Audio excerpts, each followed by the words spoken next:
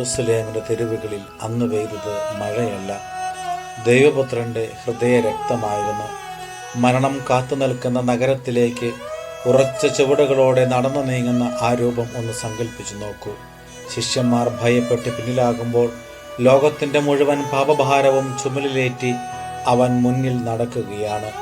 ആ നടത്തം കുരിശിലേക്കല്ലായിരുന്നു, നമ്മെ ചേർത്ത് പിടിക്കാനുള്ള സ്നേഹത്തിലേക്കായിരുന്നു. മുൾമുടി തറച്ചു കയറിയ ആ തിരുനെറ്റിയിൽ നിന്ന് ഒഴുകിയിറങ്ങിയത് വെറും രക്തത്തുള്ളികളല്ല, അത് ഭൂമിയിലെ ഓരോ മകന്റെയും മകളുടെയും സങ്കടക്കടലായിരുന്നു. ചമ്മട്ടി പ്രഹരമേറ്റ് മാംസം ചിന്നി പിളരുമ്പോഴും ആ ചുണ്ടുകൾ മന്ത്രിച്ചത് പരിഭവങ്ങളോ കുറ്റപ്പെടുത്തലുകളോ അല്ല. പിതാവേ, ഇവർ ചെയ്യുന്നത് എന്തെന്ന് ഇവർ അറിയുന്നില്ലല്ലോ എന്ന കരുണയുടെ സുവിശേഷമായിരുന്നു. ആണിപ്പഴുതുകളിൽ കൈകാലുകൾ തൂങ്ങിക്കിടക്കുമ്പോൾ തൻ്റെ ഓരോ ശ്വാസവും നിലയ്ക്കുന്നത് ഓരോ പാപിയുടെ മോചനത്തിനാണെന്ന് സ്നേഹം തന്നെയായ ദൈവപുത്രൻ അറിഞ്ഞു.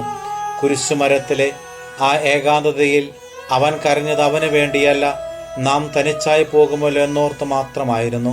മൂന്നാം നാൾ ആ ശവക്കല്ലരുടെ കവാടം തകർത്ത് ലോകത്തിൻ്റെ പ്രകാശമായ ക്രിസ്തു പുറത്തേക്ക് വരുമ്പോൾ അത് മരണത്തിന്മേലുള്ള വിജയം മാത്രമായിരുന്നില്ല, സങ്കടങ്ങളുടെ ഇരുട്ടറയിൽ കഴിയുന്ന മനുഷ്യ മക്കളുടെ പ്രത്യാശയുടെ പ്രഭയായിരുന്നു.